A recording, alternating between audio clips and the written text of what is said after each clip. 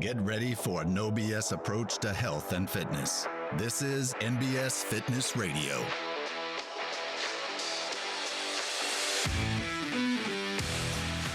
What's up, everyone? We are back with NBS Fitness Radio. I am sitting here with Brett Street. Brett actually went to high school with me, and then recently joined the gym. His last August-ish, June, July. When did you join? About 6-7 months ago. Okay, very cool. And so Brett's got a pretty unique story. He was diagnosed with cystic fibrosis at a young age. So kind of tell everyone kind of like what that means. And kind of just share your story with that. So cystic fibrosis is a genetic lung function. It affects roughly 1 in every 200,000 births in America. I'm not sure about worldwide.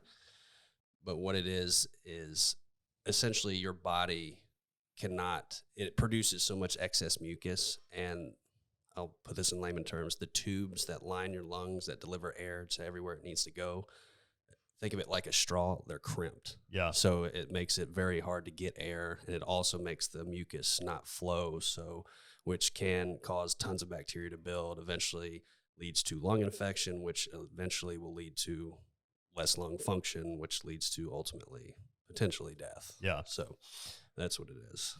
And everybody has specific genes transferred by the parents, and it's actually both parents have to have it, and you still only have a 25% chance of getting it. So I was a lottery winner. Did your parents know that they had it, or they did not? Okay. Now kids are tested at birth, and the parents can be tested prior to if they know about it. Okay, but gotcha. They had no idea. And how old were you when you were diagnosed? Roughly 3-ish. Okay. I was in between 3 and 4. Like what? How did they determine? Hey, like something's different, something's wrong when you get this tested. I was always hungry. It affects your digestive system. I was always hungry. They didn't know why. Other things were happening that I won't go into graphic detail about. But one thing in particular happened. Some of my insides actually came out of me, and so I was rushed to the hospital, and then they diagnosed me. And it freaked my parents out to death. But I bet, yeah.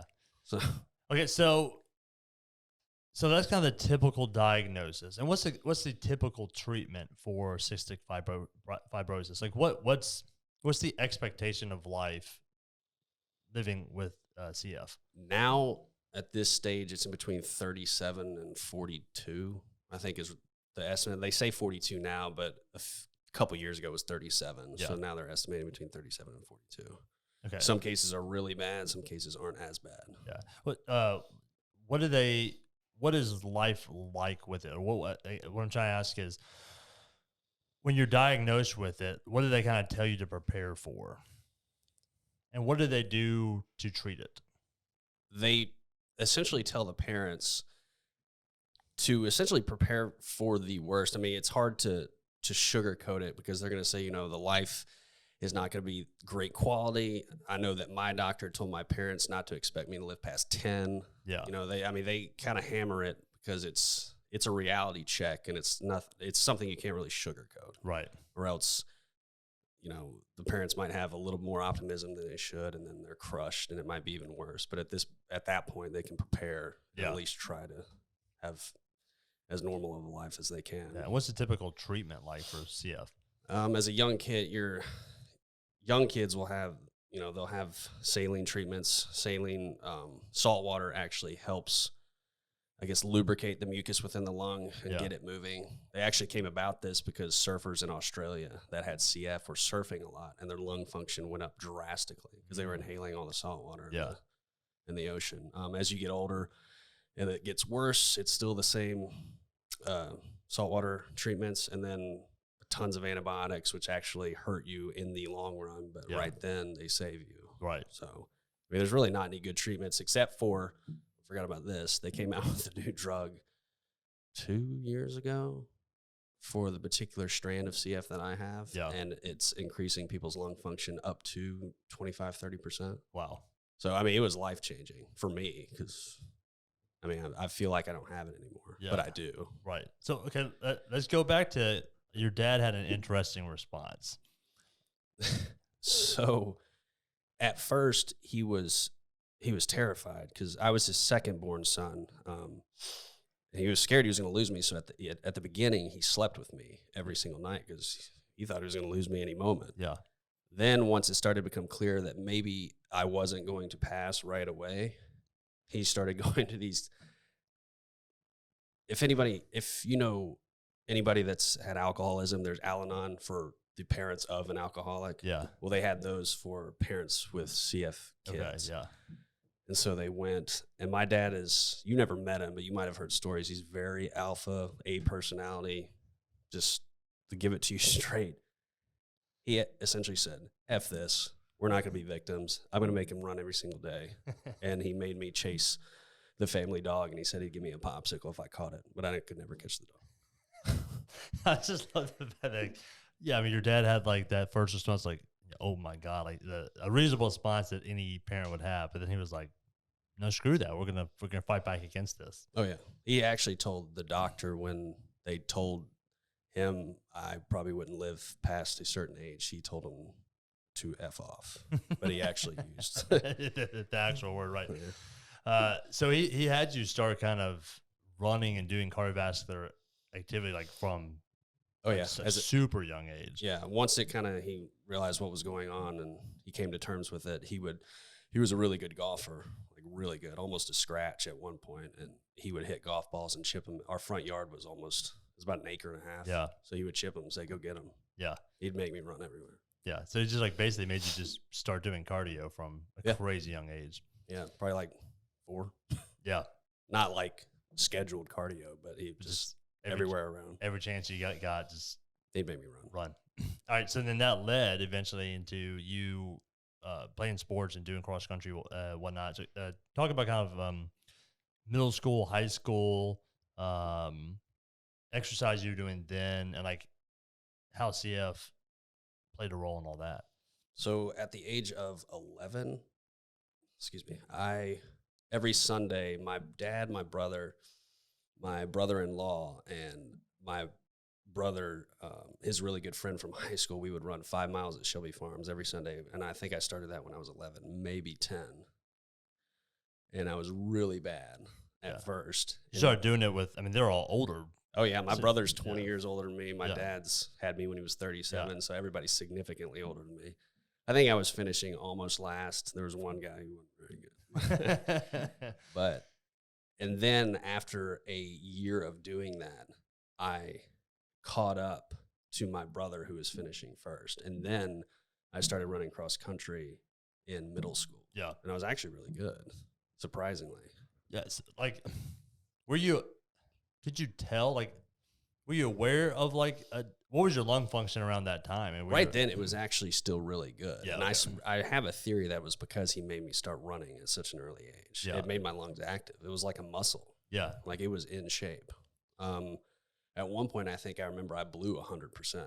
Yeah. And then it wasn't until later in my life where it started going down, tripping down. But I have a theory that if I hadn't been running, if they had taken not the loser, but the victim mentality, I don't think I would have made it that far. Yeah. What did the doctors say? Like when you go in and blow 100%, or you're like, yeah, I don't know, I feel good. Can't tell any difference. I'm actually winning some cross country meets. Like, what is the doctor saying? Well, the doctor I had at the time, he called me a poster child. The woman that would actually initiate the tests of the blow, I mean, she'd be like, blah, blah, blah. I mean, she was really into it. One of the sweetest women I've ever met in my life. Yeah. But she was great. She's like, you are doing so good. Like, keep it up, keep it up. And I mean, I was eating like 3,000 calories at 11. Yeah. Like my mom, I was so sick of eating. And my mom be like, oh, you get to eat another blueberry pie. Like, well, it's not fun if you have to do it every single day. Because what was your weight back then? I was tiny. I remember in middle school, I was $120. Okay, yeah. Like in high school, I was like $145 until I made it to senior year. And I ate so much food that I bulked up to maybe like 160, 165. Were you doing any other sports, or were you just doing cross country? Cross country and track, and then, I did the typical like 4x8 bench press, and that was in push-ups, but nothing strength related, like focused. Gotcha. So primarily focusing on the distance. Oh yeah, stuff. for Okay. sure. 800 was the least amount of distance I ran. That was track. Gotcha. Okay. And what point did you start? Were you becoming aware of like the CF, and you actually started seeing your lung function go down? Or you started kind of like started impacting you? I would say when the lung function started going down, I was 19, 20. Okay. But Were you still running then? yeah. Okay. I wasn't as in a good of a mental spot because I was becoming very aware of what I had. You know, you're in high school, you're with the guys all the time. Yeah. Life is not really life at that point. But then I didn't go to college. I went straight working for my dad, and then life became life. Because Yeah. I mean, I was plumbing outside. It was 98 degrees and it was awful. Yeah. So then I started feeling my lungs and Yeah. really started understanding what I had. And it spiraled me mentally. Yeah. I didn't handle it well. Yeah. That was kind of the first time like you had an awareness of the disease and like the potential for it. For sure. There was one race I remember. It was so hot in high school cross country where it stopped me. I couldn't catch my breath. And it was actually on the last mile, and I stopped. Like, it was the only race I've ever stopped. And I still think about it, right? Not really think about it, but I still remember it. And I had to sit down to catch my breath. I couldn't grasp. I can run a lot faster when it's cold than when it's hot. Yeah. And everybody else, it was the other way. The flip-flop. Yeah. Interesting. Okay, cool. So, kind of talk about like your 20s and like what you were doing then, or like how the disease was impacting you throughout your 20s. It was, I really didn't have a program. I was more just doing, CrossFit wasn't really around then.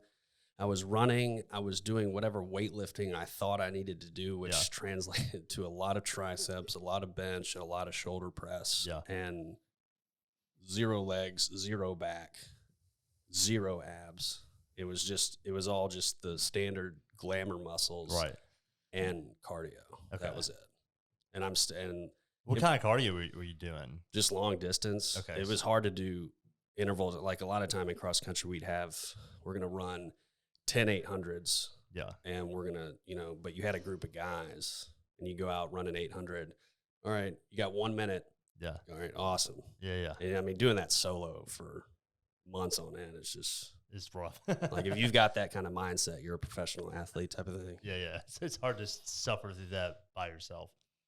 Okay. So was your lung function still staying where it was? Was it going down? Like, It probably went down noticeably when I turned about 24. okay. Maybe 25. Like, it dropped to the high 80s. Okay. Was there could you tell, like, when you were working on it, like, man, I don't have the same breath as I used to? It was slight, but I could tell. Like, I could tell how at the beginning of the workouts, I was having to cough up a lot more before my lungs would fully open. Yeah. I could tell towards the end of it and the next day, like, man, I'm just a lot more tired than I used to be. Yeah. And it wasn't like, I was 20 and 25, I'm getting old. It was just, it was starting to hit. Yeah. Okay. So, and when did that medicine come out? Like, when did you become aware that I started taking it when I came back to Memphis. Okay. In May of 2019. You had moved to Florida. Right. To be close to the salt water, right? Well, I'd moved down there for another purpose, but yeah, that was one of them. That was the side benefit of Right. it. Okay. So you moved back to Memphis, became aware of the medication. And like, how's that been? Oh, it's phenomenal. When I knew of the medication, but at the time I didn't have it. I mean, it's expensive. Yeah. Ridiculously expensive. And so the job I have now allows me, I have insurance. Yeah. And I have assistance paying for this medication, which helps. But when I came back, it was May 3rd, 2019. I got on the medicine a couple months later, and my lung function before I got on it was 59%. Jeez. Now, the last time I blew, it was 80, like low 80s. Dang, so it just drove it up big time. Oh, man. And how I was telling you, normally I would have to cough, but at anything cardio, within 30 seconds, I'm hacking, getting all this stuff out. Now, nothing. I remember because I took it the next day. I started warming up for a CrossFit workout in my gym in my garage. Yeah. And I was doing thrusters just with the bar to warm up, and I wasn't coughing. I was like, what is going on?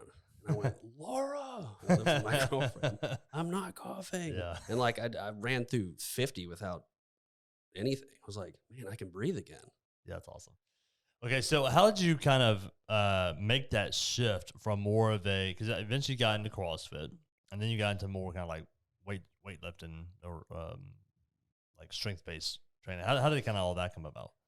So when I got back, I knew I really wanted to get back in shape. Mm-hmm. It was one of my top priorities.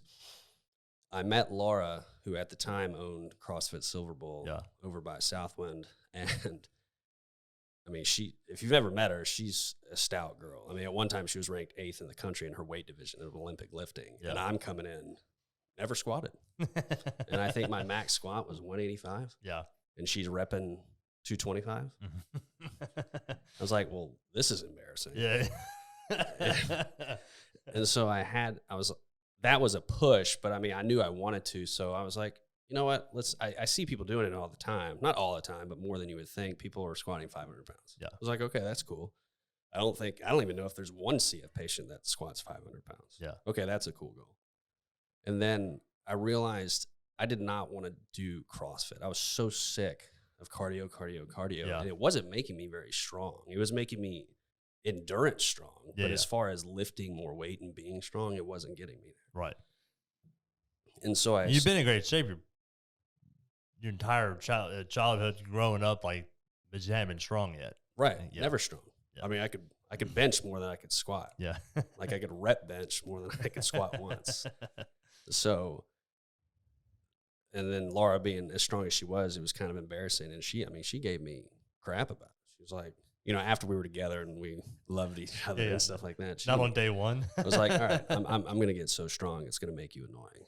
And so, or make you annoyed. So I started doing that. And then once I started, it's hitting 225, hitting 300, keep going up, like, man, I could actually maybe compete with this. Yeah. So it went from just 500 squat to let's see how far a CF patient how strong a CF patient can actually get. Yeah. And then it just, still going on. Yeah.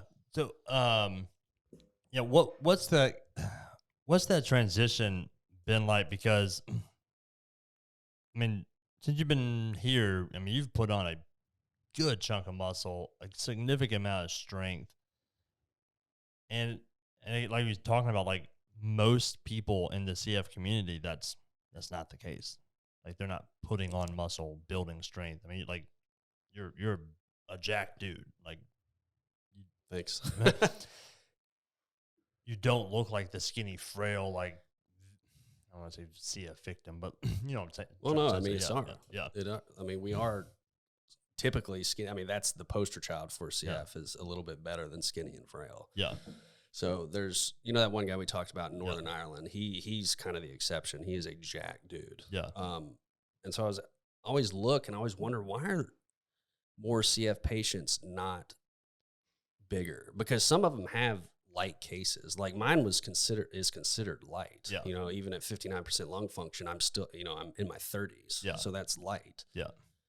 I know there's more like it. I see them all the time. I met a couple in Florida. Like, why are they not big? And then everything is predicated on cardio. Yeah. Cardio, which doesn't build muscle. Yeah. It builds endurance, but it doesn't build muscle. Yeah. And then those people that did cardio for 20 years, now they have no muscle when their lung function starts to get real bad and their body deteriorates and they have nothing to fall on. Yeah. I mean, okay, so talk a little bit about why it's necessary and why it's beneficial to have higher levels of muscularity when you have CF. Well, okay, so just like we were talking about prior to this, we started this podcast. If you see someone that's in their 50s, like what's the guy here that he's 55 years old, but he's like the strongest guy in the gym? Oh, Mike? Mike. Yeah. You see him, and then you see another 55-year-old that doesn't lift, that just runs. Mike is more valuable to the tribe. Like you will be able to do more. You will be able to live long. It's your, you know, it's your suit of armor. It is, it prevents you from aging. Yeah. I mean, not literally, but it helps. It'll help in the process. So I call it it's a bigger savings account. At some point, you can start drawing down on it. So since I've gained all this muscle, and now a lot of it is to the medication, but I was probably in the hospital with a lung infection once, twice, maybe 3 times a year. Mm-hmm. Since I've been back and on that medicine and gaining all this muscle, zero. And if these kids that are okay, a lot of them are okay till they're 18. Yeah. If they start lifting, you know, none of them are going to want to when they're 12, but if their parents kind of push them at a super young age before, you know, social media influence and they just become teenagers and jerks. Yeah.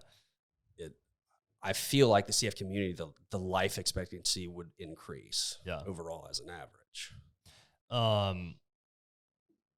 So from a cardiovascular standpoint now, you still do cardiovascular work. Yes, not nearly as much. But it's not at such a tremendous volume as you were doing. No, not at all. And what's your lung function been since, or how has it changed at all since you've been primarily functioning or primarily doing? It hasn't dropped. Yeah, it hasn't dropped at all.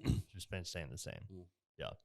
It's you gotta, like, it makes sense that if it's a lung disease, then building up the lungs sure would be beneficial. But building up the lungs and not building up the rest of the body is not the best strategy either. Right. Well, it's like kind of putting a roof on your house, but you don't have the foundation. Yeah. I mean, or a front door. I mean, it's just there's a lot of holes. Yeah. That for some reason, I don't know why I haven't seen anything supporting it within the CF community about building muscle. Yeah. Because I mean, when I lived in Florida, there's a thing called, it was called Crossing for the Cure. It was a paddleboard from the Bahamas back to Florida. Yeah. and I did it, and it was freaking terrible. But like, I realized what you needed in that, and it was just your brain. It was mind power to get across. I needed zero muscle. Yeah. Like, I never breathed hard. Like, it's not hard. It's just mentally daunting. So like when you, it's 80-mile paddleboard. Yeah, a guy named Travis Suit. His daughter had CF, and he was the founder of a group called Piper's Angels, and they have an annual event to raise money for CF funding and all this stuff. It's awful. It's like running on pavement as opposed to running on trails in Shelby Farms. It's so mentally awful. Man, so yeah, I've only I've paddleboarded in the ocean one time, and it was like completely smoked just from standing on the thing for 10 minutes. But it's kind of boring though, because there's nothing like, there's cool, it's sunny, there's water, but it's just water. I don't want to do it for 20 hours or however long, 16 hours. Yeah, it would take that's awful. That sounds like a long time to just stand up on that. Yeah, you had to take breaks every hour because it was so hot. Yeah, sunny. The community is just so engaged. But now, I mean, how do you change that? Like, how do you get that? Because obviously your doctor, I mean, when you're meeting with your doctors and everyone, they got to be going like, something's different here. A lot I've been doing is voice calls and video calls because they're so scared of the corona. That's another thing I can't stand. Like, this whole being scared of stepping out of your front door with CF. Like, if I got corona and died next week, whatever, man, I'm happy. Like, up until that point. Yeah, so right. It's just, it drives me nuts. But I think, that guy we talked about in Northern Ireland, he's really, like, his whole brand is being strong and fit with CF. And so he's really pushing it. But as far as hitting the medical mainstream, I have no idea. I mean, I have my conspiracy theories that if you feel better, they don't make as much money. Well, strength training is almost never like part of the prescription for anything. Like, I don't know why. I don't know why either. I think it's because it's being prescribed by most people that don't do it. Yeah. Well, I don't see a lot of big buff doctors. Yeah. Well, I mean, like, I could just give you a fun example. We are literally right next door to an osteoporosis clinic. The best treatment for osteoporosis is loading the bones so that they will. You don't get any people coming. Like, it's zero. And I had like, we've been here 10 years, never had a single person walk over from the osteoporosis That's clinic. wild. I've reached out to them to try to build a connection and see if there's anything we could do. And nah, not really interested.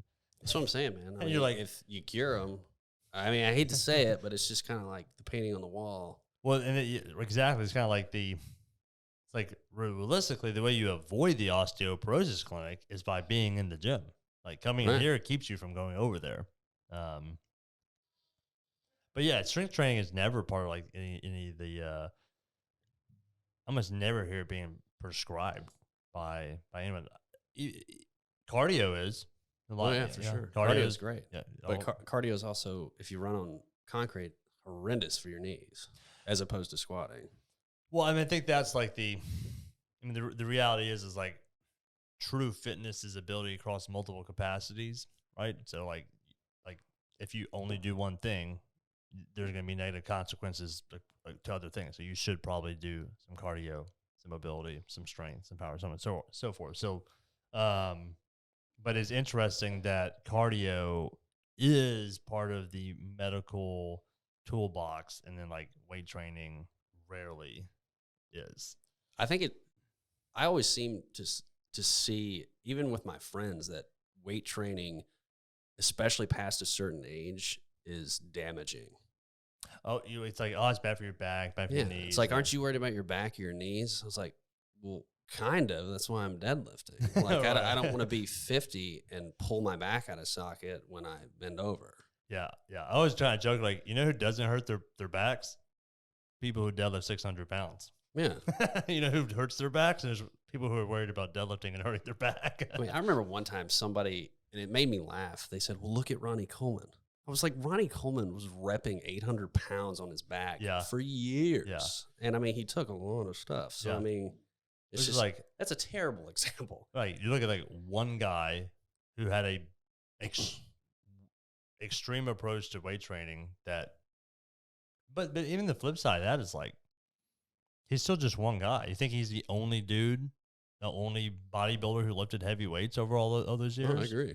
Ed Cohen lifted far more than Ronnie Coleman ever lifted, and he's still functioning pretty good. Yeah. Arnold. I mean, or we're going to use examples. Let's just look at 99% of the population. Right. You know, like, if you give me one, I'll give you everybody else. I'm on board. I mean, there's no bodies as far as people getting injured and can't do anything else because they're lifting. I think that's more of taught. It's taught. Yeah, it's a cultural. It's culturally taught, and also it's like an easy out, because it's hard to say, you know what, I'm kind of mentally weak, and I don't want to put myself in a position where like my physical or mental weakness is exposed. Right. I don't want to go into a gym and realize like, man, over the last 30 years of not doing anything, that was a bad decision. And like, here are all these people who are way better than me at all this stuff. I'd rather just protect my ego and go like, oh, it's bad for your back. I don't want to get hurt. Yeah. Like, okay, cool. Like, why don't you do everything else other than deadlift? You don't do that either. So, right. Yeah. It's not. Yeah. Oh, you're just trying to be a bro. Yeah. Yeah.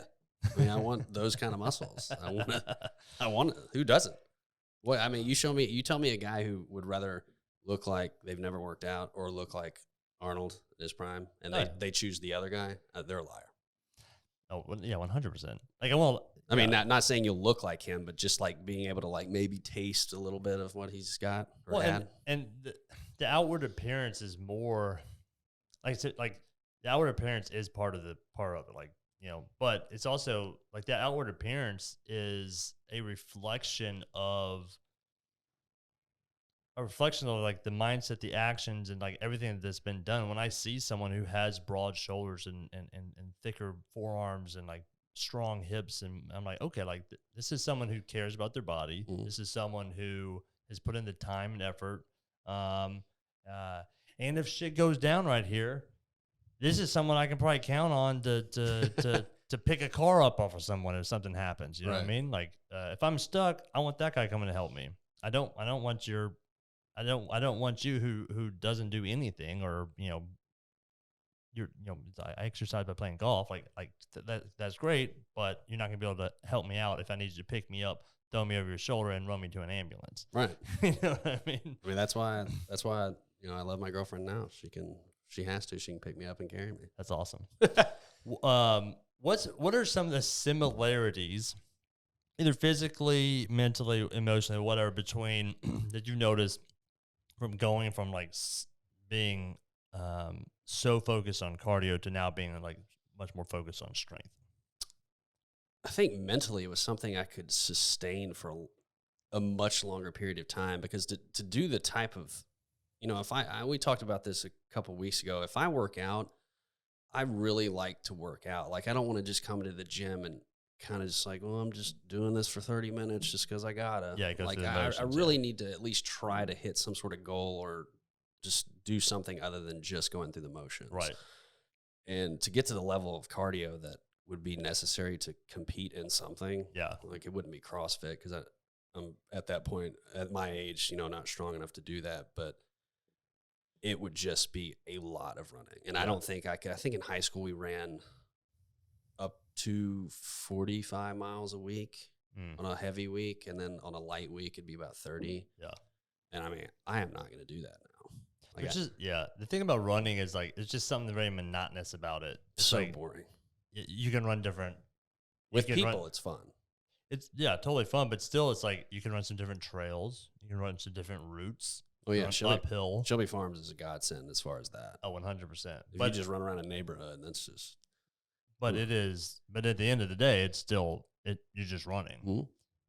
Whereas, like in the weight room, there's a lot more options. I get a lot more rewarding of a feeling. Yeah. Than that euphoria you would feel after you would run.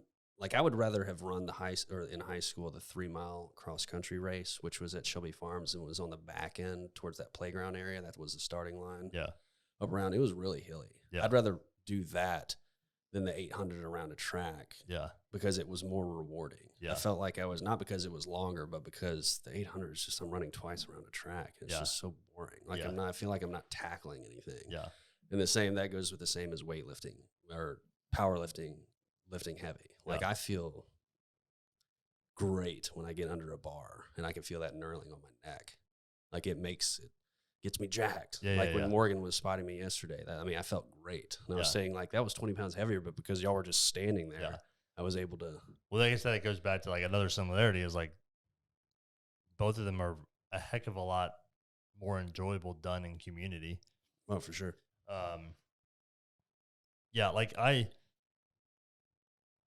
I've done plenty of training over the last 2.5 decades over solo, but like I have zero desire to train by myself. I mean, not necessarily me like having to, but like I like having other people in the room. When people are like, "Oh, I got the whole gym to myself," I'm like, that sucks to me. Like, that blows. I don't want the whole gym to myself. I want someone else. I'm a people person. I like being around.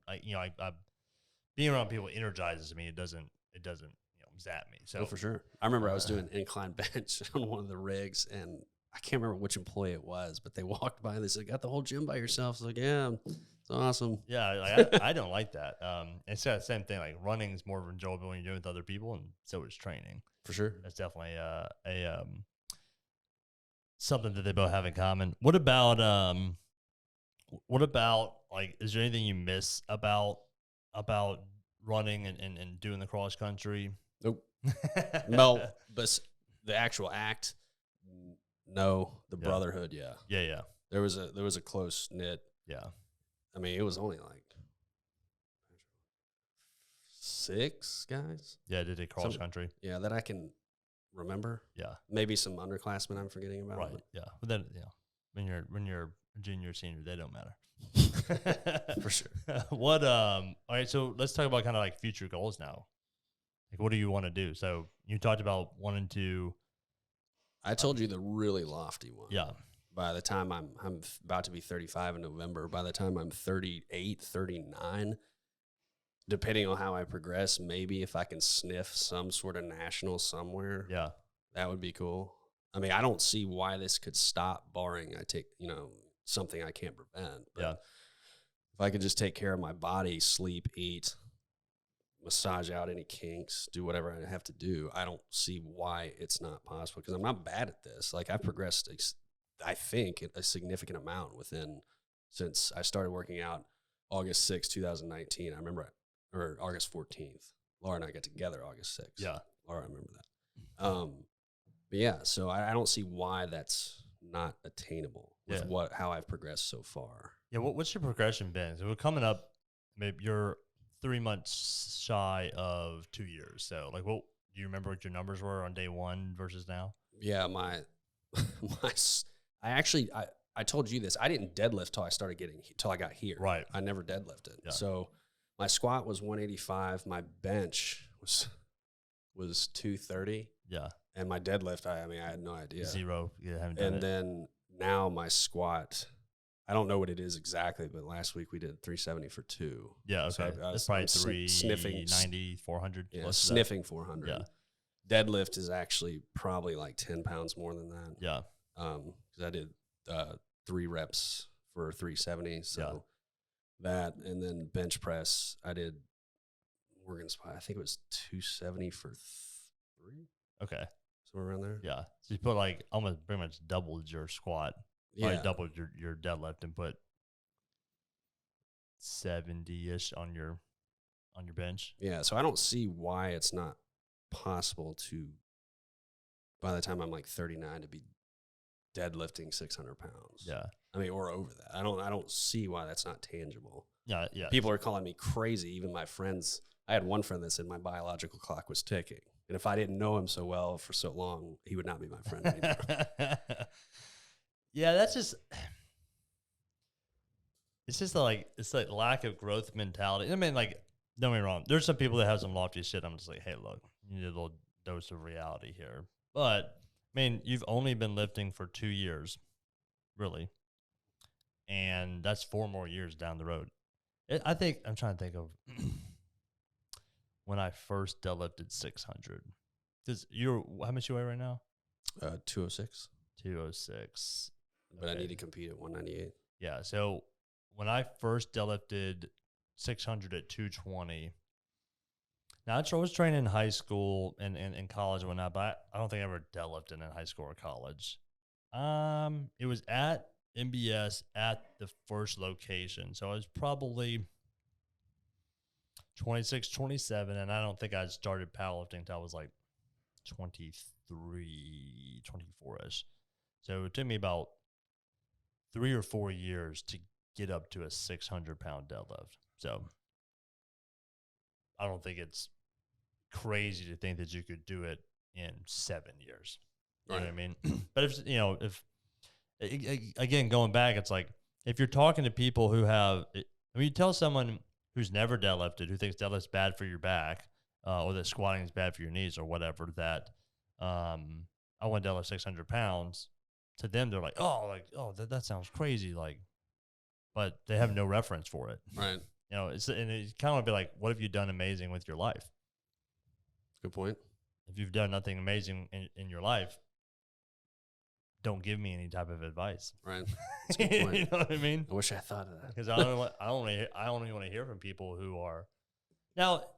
It's like if you were like, hey Dave, I think I want to try to lift 800 pounds by the time I'm 40. I'd be like, okay, but we have a talk. I'm not saying it's impossible, but we gotta look at the landscape out there, right? And see, what will it take and all that kind of stuff. But if you're talking to someone who's not an expert or educated in the subject, and then also just hasn't done anything exceptional, then your opinion is not that worthwhile to me. Agreed. Totally agree. So, yeah, I think that, and if anything, but also the flip side is that if anything, like, good, like, that's a good thing. Glad he told you that, because you have a personality where you're like, okay, fucker. Yeah, for sure. Like, we can cuss. No, yeah. You're like, okay, like I needed to hear that, because now that's just more fuel to my fire. When my dad was young, now he's 72, but when he was younger in his 50s and 60s, I mean, he was a psycho in a good way, but he was just somebody you didn't want to cross. And he's still that person now, but he's a lot more mild and gentle. when I told him, I said, Dad, I think I have it. I can smell it. Like I can't touch it yet, or taste it, but I can kind of smell that I might have an opportunity to do something pretty great. Yeah. At least in my little world. And I expected him to have a little pullback on it because he doesn't like me seeing me get hurt mentally or anything. Yeah. And at one point, like I said, I was in a bad mental spot. So he's like, no, don't go back there. And his only words, he said, then fucking do it. I said, okay, that's fine. And then, I got a great support system at home. Laura was like, yeah, I mean, I expect you to go to nationals. I am. So yeah. That's like that's just a beautiful dad moment right there. Just like to believe in you, like to that degree. Yeah. Not to like, well, he's just like, yeah, then just do it. Yeah. How influential do you feel like your dad's been, like, in where you are today? Because it sounds like a lot of like his mentality and like his approach to this played a big role into your mentality and like your approach to this from such a young age. Oh, for sure. I mean, if he wasn't my dad, we would have fought to the death at one point or another. Like we're very much similar. He's a lot more, at least when he was my age and up until he was about 65, he was a lot more reactionary. Yeah. Whereas I'll kind of step back for a second and think, but not much longer. Yeah. But his personality, I mean, he constantly says with this business, he said, if I didn't have this personality, people would have run me over. Yeah. And I mean, I am this successful because of it. Now, some people can't take it. Yeah. Like your dad's a psycho. Like, I know, but I mean, he is who he is. You know who he is. Yeah. So you got to respect it. And it has a big influence because I know, I didn't see it, but I know what he went through as a kid. Like, he was so poor. Yeah. Ridiculously poor. And how he came out on top, how he's never stopped. I mean, he'll never stop working. The day he stops working, he's dead. Yeah. He pushed me to be, I remember my cross country races, he would run to every single mile marker point. And some of these mile marker points are far away. Yeah. And he would run to every single one and say, I want you to catch the guy in front of you. That's awesome. And sometimes I couldn't because I was physically going at 100%. But sometimes he would give me that little juice to say, okay, I'll get him. Yeah. It sounds like your dad, just from the very get-go, he's not the type of person to kind of like lay back and just take it. He's the type of person to say like, no. Like, this guy carries 2 pistols on him. Like he's begging for somebody to try him. Yeah. And so like when the doctor comes in and says like, man, your kid's got this and like, it's not good. And he's just like, no, like, I'm not going to accept that. We'll find a way to get through this. And then that's that mentality, that approach to life, and then just the disease in general, you've kind of taken on that same approach. Oh, for sure. I mean, I lost it for the better part of a decade. Yep. Like, I was broken mentally for a while. And then, like, I know, and he said when I was in that spot, he was like, I miss the man I had when you were 16. Yeah. I was like, I do too. Like, I mean, I didn't say that, but mentally I was crying on the inside. Yeah. And then it finally came back. I mean, finally, not too long ago. Yeah. And, I aged and I matured, but I went through stuff. Yeah. But I am picking back up my mentality of accomplishing things back from when I was a very young kid. Yeah. That's awesome. A young man, adult. Yeah. Well, cool, man. Brett, man, I appreciate you coming on the podcast. Any words of advice or encouragement for people out there with CF that may hear this? Besides the basic of put more muscle on your body, this is going to sound really counterproductive, but don't always listen to the doctors. People that are prescribing or telling you what you've got, they don't have. Do what you think is right. Do what you think is going to make you healthier and live longer and have quality of life, not just longevity of life. You want quality over quantity, by far, at least with CF. Awesome. Heck yeah. All right, man. I appreciate you coming on, brother. Thanks, man. All right. NBS Fitness Radio out. Thank you for listening to NBS Fitness Radio. If you enjoyed the podcast, be sure to share it with your friends, follow us on social media, and check out our website at www.nbsfitness.net. Hit the subscribe button and tune in next time for more NBS Fitness Radio.